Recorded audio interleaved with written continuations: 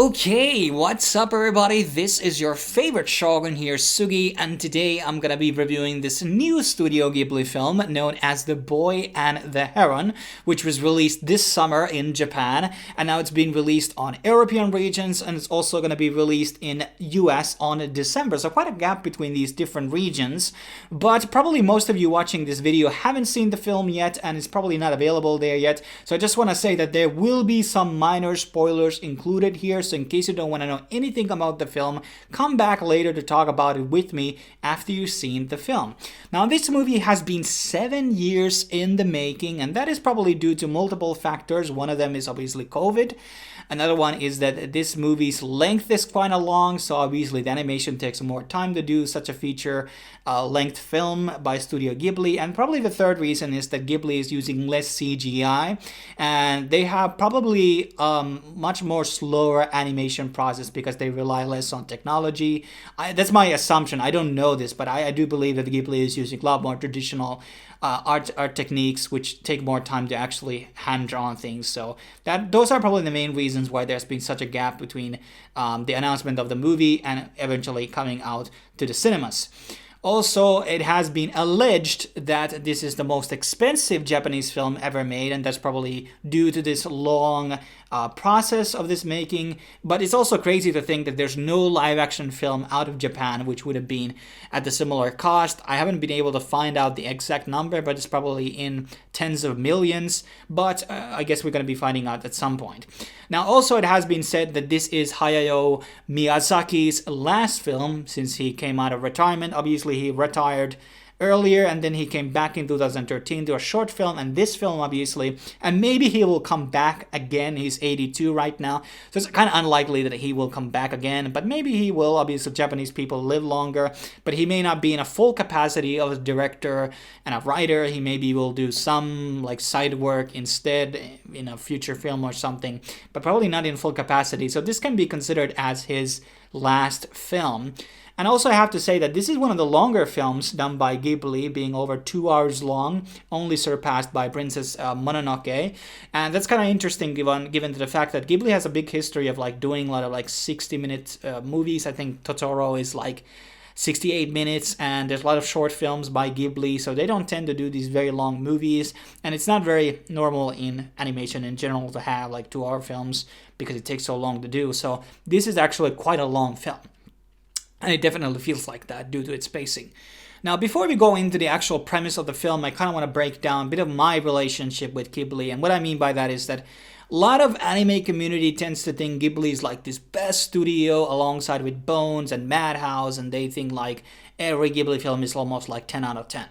And I kind of like fight against that idea. In no way I think Ghibli films in terms of the overall composition of their films are on the level of like golden era Disney with like films like Aladdin, Lion King, Hercules, or Tarzan.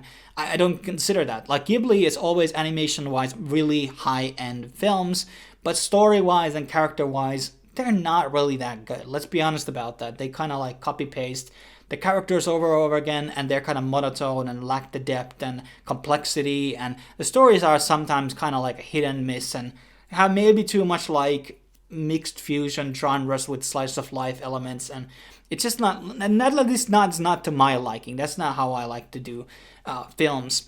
And things like Porco Rosso, Totoro, and Kiki, which are like films that a lot of people like, those exactly are not very good films in my opinion. Like I loved Porco Rosso when I first time saw it.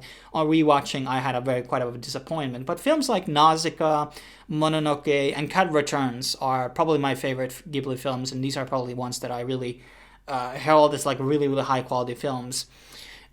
So yes, I do want to add that I'm not the biggest Ghibli fan, but I'm not a hater exactly, but I'm just kind of like a lot more neutral about my overall feel about Ghibli films. And Ghibli films tend to be kind of abstract in their story formats as well. They don't fall into these traditional categories in a sense, like they're not exactly like coming-of-age stories, they're not war movies, they're not biopics exactly. There are mixtures of like genres together and, you know, archetypes of stories. So they're not exactly following this traditional Western line of a storytelling. They kind of have their own spin to it and tend to kind of have slice of life elements all over the movie. and like mundane stuff being portrayed and aesthetically focused on. And this movie exactly isn't a coming of age story. Some people have written it. It is like one of those, but in my own way of thinking, I don't really feel it's like that, because it's kind of like a mix of a lot of things. It's a mix of fantasy, it's a mix of realism, and it's a mix of kind of like a war thing, because I think The Wind Rises is also a war film. So this film, to go in finally in the premise, this film is about a boy named Mahito, and the story takes place during the World War II. There's luckily not a lot of World War II stuff going around, except in the beginning, because I'm really tired of seeing any World War II stuff. It's so overused. And so basically, Mahito and his family are living in Tokyo. And at the beginning of the film, the hospital where Mahito's mother is living is being basically set into fire. I don't know if that's due to bombs. It's not explicitly said. And basically, the mother passes away, and the father decides that he and his son will move into the countryside. And that's something that has happened in the other Ghibli films as well.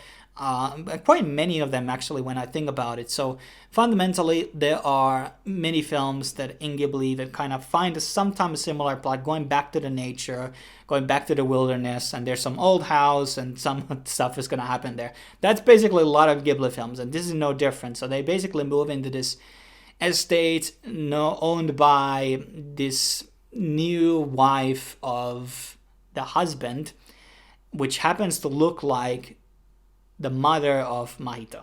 And spoiler, this is actually sister of, the mother, which is really fucking weird, but whatever. And basically, they go into this, countryside, and, his father's going to be working on, like, airplanes, obviously, because Miyazaki is obviously obsessed with all plane stuff, because his father was a pilot, and that's the, like, biggest inspiration you can see in every fucking film. Some type of filming, resemblance or aspect there.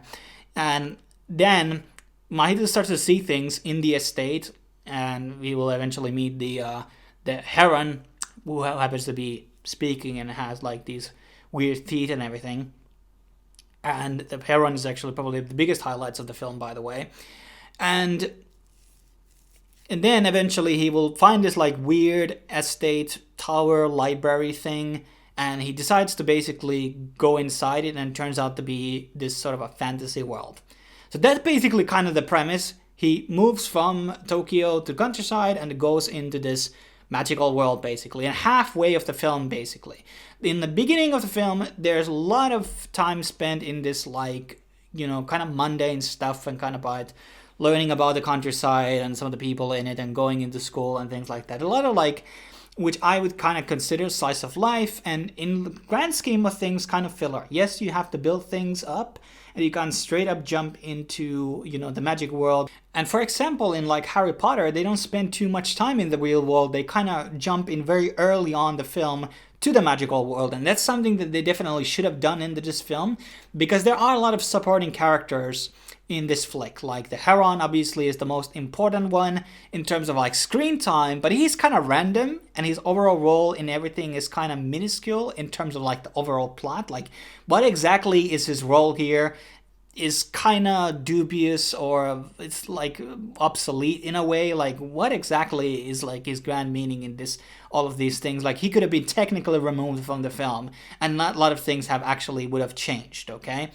And a lot of the other characters like Kiriko, Himi, and the Parakeet King are introduced way too late in the film's plot, and they just don't have enough time to kind of build these characters up and give them any type of a meaningful character development or exploration as characters. And I would argue that the pacing in this film is kind of bad. In the beginning, they spend too much time, in the house and doing like nonsensical things, instead of like going into the eventual point where they actually travel into the magic world, and for the reasons why they travel in the magic world. That could have been done earlier, and then we could have spent much more time in the magical world and kind of explaining what exactly is going on in here, and what is the purpose of Mahito actually going into this magical world, obviously.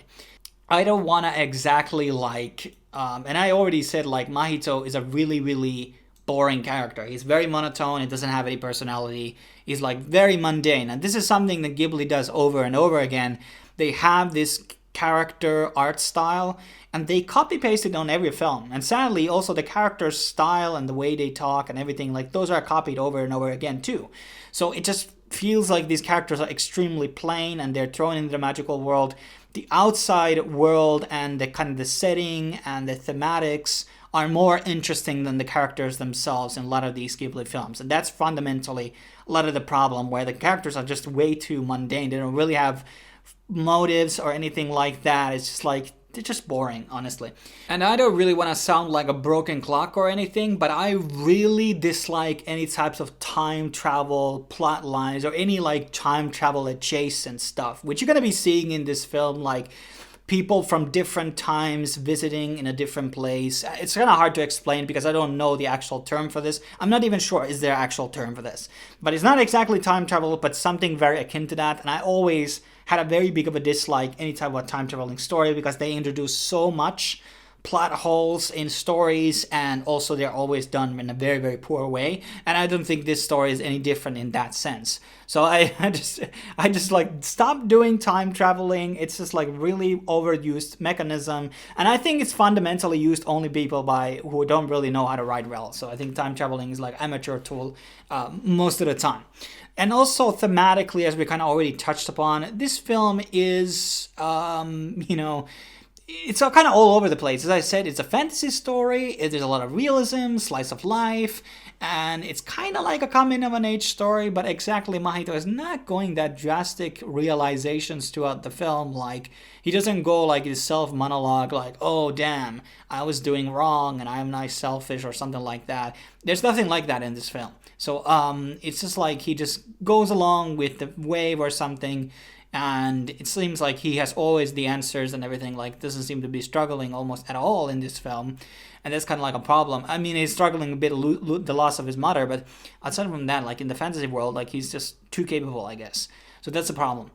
And one of the highlights of this film, though, I've given a lot of criticism, is actually the soundtrack by Joe Hisaishi. And he has obviously done so many of the other Ghibli soundtracks out there. And here we have a lot of like very eerie and magical tracks. I think this the track that is playing on the actual trailer, and that's probably the biggest track that I really liked and something I will listen outside of this film. I'm very connected to that, actually. It's just really, really good. And one other track that he did up for a live action film called Summer, that's a really good track as well. So he is really, really good composer, and he's going to be giving some of his like really, really awesome tracks throughout this film, which really uplift and bring the feeling and the mystery around the film, okay? Because without the soundtrack, actually, it wouldn't be half as good, honestly, because a lot of those tracks in those key pivotal moments, like when he's seeing the Heron, for example, to have teeth, for example, that moment is like probably the best scene in the whole film, and that music there, and so especially like listening it in the cinema gives like an extra oomph, to the whole thing. But yes, the soundtrack is really good. And obviously we have to praise the animation here. Ghibli always comes along with a high quality. Maybe I would sometimes like to see them do different art styles. I already said that. I want to see more different character designs. Maybe after Miyazaki is dead, maybe they will do experimentation more. And there were some really interesting sequences which looked like high FPS, especially in the beginning. I think you see this actually on the trailer when Mahito is actually running through the fire in the beginning of the movie. And there's like these weird frames. It's like there's a like effect drawn top of the animation or something like that. I was talking with my friend about this, and we couldn't really like exactly explain like what technique was here, but it's like would be very interesting to see a deconstruction of that. But that scenes, for example, like seeing such a like fluid movement, it feels like a rotoscope of sorts. It was like really, really good and really interesting. So this was kind of like experimental. There's a couple of sequences like that in the film, especially in the beginning, very beginning, but maybe on the latter parts of the film you don't see that much.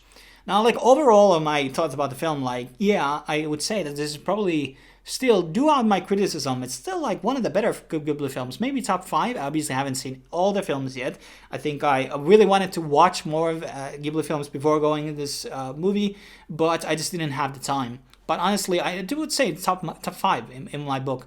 It's definitely not maybe as my top 3 favorites, which I mentioned earlier, like Cat Returns, Nausicaa, and Mononoke, but it's still like pretty good pretty good film. But I maybe want it to be a bit more like a mystery film perhaps, and maybe go into that eerie aspect. But there was like a lot of like kind of nonsensical stuff in the film, and you know, the time traveling shit, and some of the characters were introduced us way too fucking late. Like, that's just dumb. You have to be kind of smart about this stuff, and maybe I want to really go back. I kind of talked about this in a lot of like current Disney films, for example. I just wish that there would be more villains again, real villains again, and there's just none of them in this film, for example. But overall, it's a good film. I recommend go watching it. It's an experience of its own. It's a bit long film. I think there could have been more cuts. Pacing is kind of terrible at times as well.